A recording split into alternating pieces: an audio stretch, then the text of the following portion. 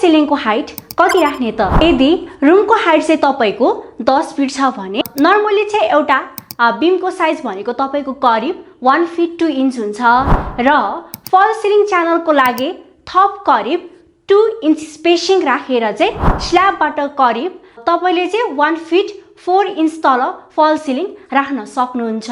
र अर्को केसमा भनेको चाहिँ रुमको हाइट भनेको चाहिँ 9 फिट 6 इन्च सम्मको छ भने चाहिँ तपाईले बीमलाई फेस गर्दै बीमकै लेभलमा फल सिलिङ राख्न सक्नुहुन्छ, जुन चाहिँ करिब तपाईको चाहिँ 1 फिट 2 इन्च मात्र हुन्छ।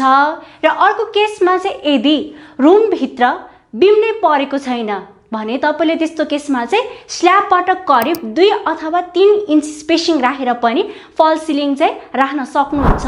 यसले रुमको हाइट अनावश्यक रूपमा चाहिँ घटाउँदैन। धन्यवाद।